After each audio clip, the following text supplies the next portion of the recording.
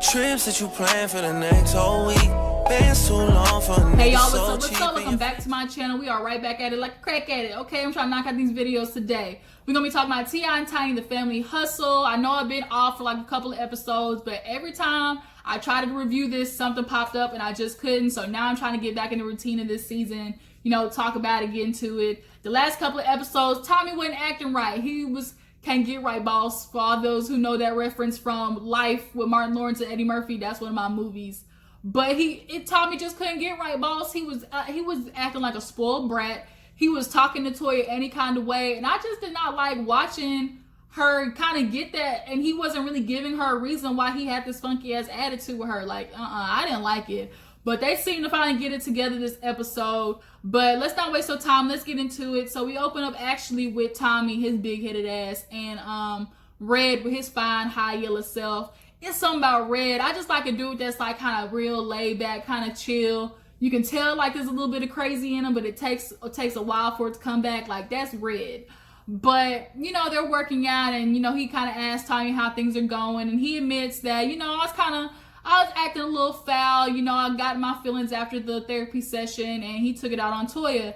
And Red told him, look, you got to work that out, because the last thing you need is to have a woman check out, because typically when a woman checks out, she's been putting up with some stuff for a long time, and she's been trying to force herself to stick through it for whatever reason, whether it be kids or she's just not strong enough to leave yet. But it typically takes a minute for a woman to really emotionally check out. But when she get there, like, they done. Okay, and it takes hell and high water to get a woman back after that. And Red was basically telling Tommy, you don't want her to get to that point or you're gonna lose your wife. And Tommy took heed to it. Tommy definitely needs, you know, individual therapy on top of couples therapy, because he definitely has some shit he need to work out in that little bitty body of his. But he agrees to it, and they both were talking about they're doing like a kickball tournament for like cancer awareness or something like that. But so after that, we see T.I. He has his, you know, podcast Expeditiously, and he wants to get into more, you know, serious topics, and he wants to get into sex trafficking. Because Atlanta's real bad for it, and him and Tiana Taylor did like a music video, and they were kind of like, you know, warriors or vigilantes for, you know, saving these girls who are in sex trafficking. So he goes to see David Banner, which I love. David Banner is kind of like a killer Mike to me. Like, when they talk, you just listen type situation. But he talks to him about it, and David he's with it. He's like, look, you got to shine a light on whatever it is. Because Tia's like, look, I got a daughter, and I'd be damned if something like this happens to her. And typically when people see girls in the sex trafficking trade, they don't want to view them as victims. They want to view them as, you know, just fast-ass girls who got in the street and got caught up. And that's typically not how it is. You know, these girls come from rough situations, and they get sucked in by what Toya called, you know, Romeo pimps, these men who, oh, girl, I love you, this and that. But, oh, by the way, like, you can make some money by, you know, throwing that pussy out on the streets, basically. And it's not cool for them to be looked at like they're degenerates or something like that. Yeah, T.I.'s on it. He brought Messiah with him, and they're going to have Toya come on later on in the episode. So we see like a little segment where Toya and LaToya, you know, kind of go out, eat cupcakes and stuff, and just talk about everything. Toya wanted to thank her for, you know, pushing her and Tommy to work through things, go to counseling. Things are a lot better after the counseling session, which I skipped over. Let's talk about LaToya and Tommy's counseling session. I really like these therapists. I like that it's a couple. You can tell, you know, they can give advice because they've been through it themselves. And so he asked them how things were since the last visit, and Tommy kind of admits, like, you know, I kind of lost it after the last session. And for me, I think he lost it because he does not like to hear when he does wrong. And it killed me in one of the last episodes. He's like, oh, you should apologize for doing this or something like that. And she was like, apologize? And it's like, nigga, you messed up. Like, we not going to do this tit for tat game. And he feels like, oh, because Toya did it, I'm going to do it back just so she sees how it feels. Well, if you know it was wrong, if you felt it was wrong when she did it, like, you're almost you're worse because you're doing it on purpose, knowing that if you felt some type of way, that it's going to make her feel some type of way, which is why he pulled that, oh, I'm just leaving to the airport type shit, right after the therapy session. But they told them to look at each other and start talking and have Toya express how she was feeling. And she's like, you are really rude, you're harsh with your words, and you're coming at me and you're not giving me an explanation. And when she tried to talk to him in the car, he's like, see, there you go, exaggerating. And all she's doing is trying to explain how she feels, how he makes her feel. And now I'm exaggerating, and now I'm just saying shit so it sounds good. You ain't trying to fit in nowhere. You just keep talking, trying to make shit look good. And it's like, whoa, like, bro, you need to pump your brakes. Like, Tommy, he should have caught some backhands by now.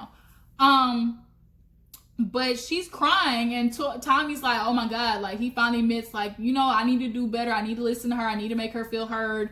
Because you can tell, like, it's been wearing on her. It is exhausting when somebody's attacking you or coming after you and you don't know why. Like, you try everything to just emotionally support that person, but when they're in a mood, they just want to come after you, and you have no reason to be getting attacked. And then they don't want to come by, and then when you ask them what's wrong, oh, nothing's wrong, but then 10 minutes later, you're in the kitchen, slamming refrigerator doors and washing dishes all loud when something's clearly wrong with you. Like, that passive aggressive shit that Tommy be doing, like, it irks my spirit. Like, you have no idea.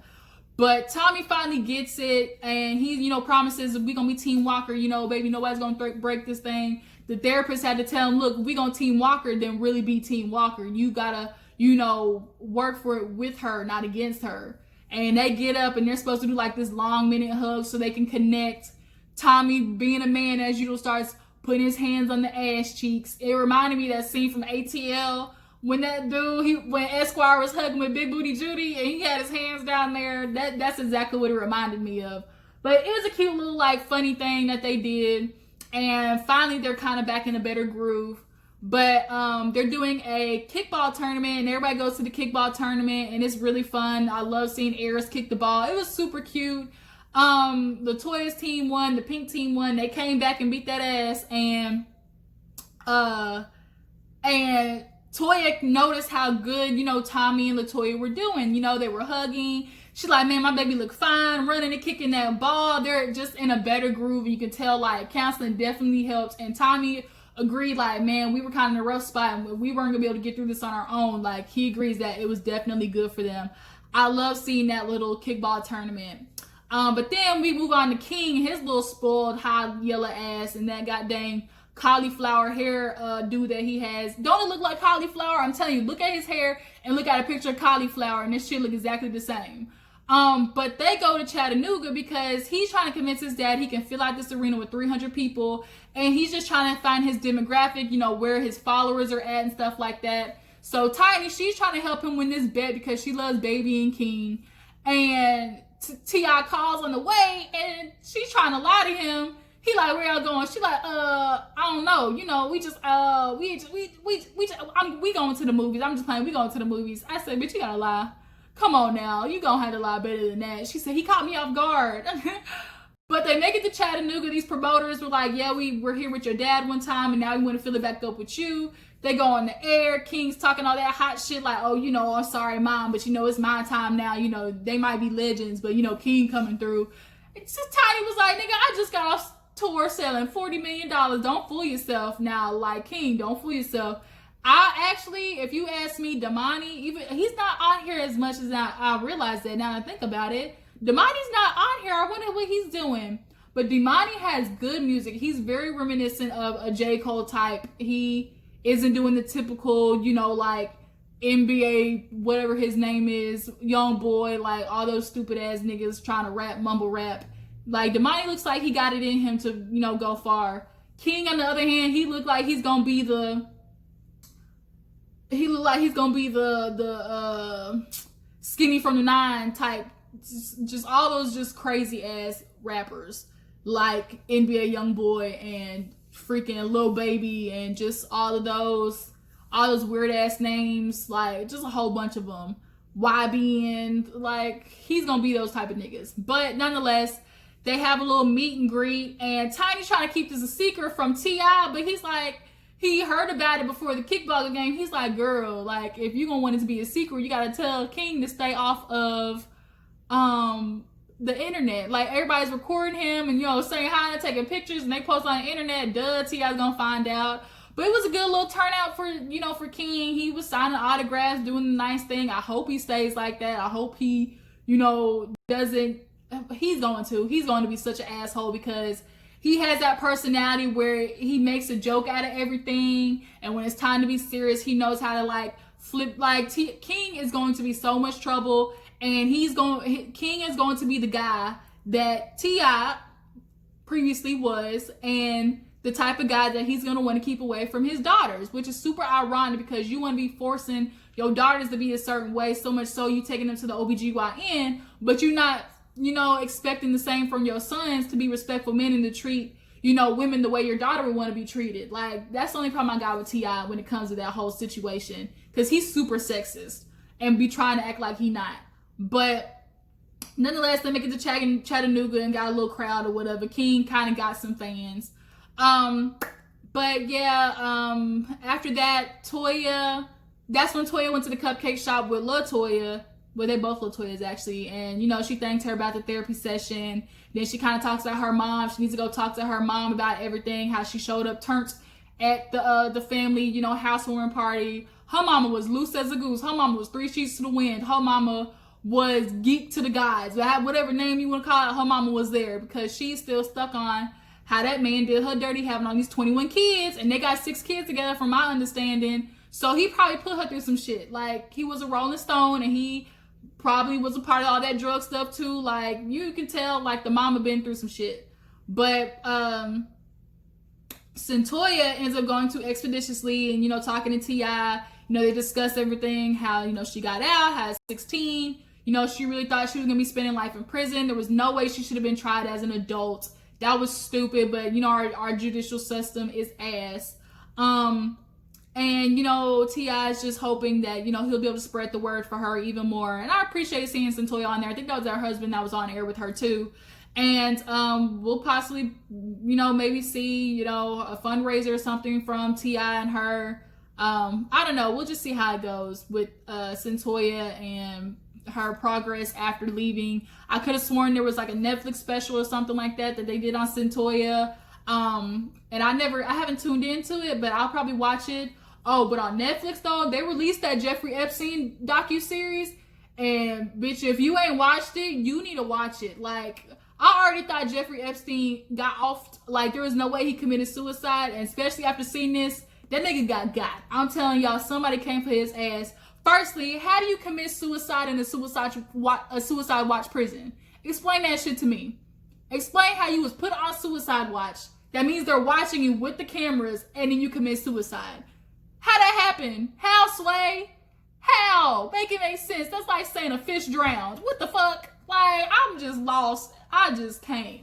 But yeah, y'all go watch the Jeffrey Epstein thing. That's another topic. But yeah, kind of in the same thing, because it's sex trafficking. And it was really good to see him actually talk about like some good stuff other than, you know, his misogynistic ass views. So after that, LaToya ends up going to see her mom and pulling her to the side at a little lunch or something like that, to just see how she's doing. She's worried about her mom possibly backtracking and, you know, going the wrong way. Like, she does not want her relapsing.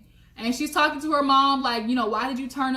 Like, what's going on? She said, I just want you to be sure that you're taking care of yourself emotionally. The mama's really kind of like deflected. And she's like, look, Ma, I got that counselor that you went to. Like, you need to go. And she's like, oh, that ring's so pretty. She's like, Ma, don't change the subject. It's very obvious that her mom went through a lot of shit on the streets. And she is trying her best to not think about it. She's put it in the back of her brain. But she's got to work through it, or she's going to keep showing up drunk to events. That's just how it's going to be. She's going to keep getting lit every time she sees the fact that her ex is somewhere, and he's going to be around because that's her dad, like, and they're rekindling their relationship. So she's going to have to figure something out, or she will relapse. I'm sure she's got a lot of interesting stories. And I just hope she goes to therapy. Like, you know, therapy and getting help needs to be a lot more normalized, because the brain is the one thing that's constantly working. Like, there's a such thing as mental exhaustion. I have felt it so much this year, it's not even funny. Like, the brain is constantly working. It's constantly trying to keep up with you emotionally, mentally, psychologically, like, you're gonna need a tune-up for your mental capabilities every now and then for you lose your motherfucking mind. That's just how it is.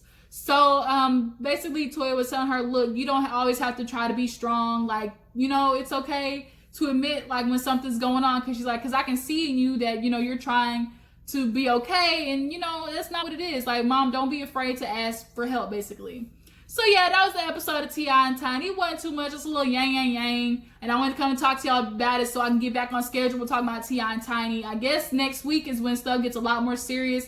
I saw the preview for Deja and how she reacted to him saying all that shit about the OBGYN, so that'll be interesting. But yeah, I think that was everything that happened on the episode. Tell me what you thought about it. How are you coping with the quarantine and all the protests and stuff going on? Y'all drop down in the comments, let me know. Appreciate you for tuning in. Before you go, make sure you like this video, subscribe to my channel, and I'll talk to y'all later. Deuces.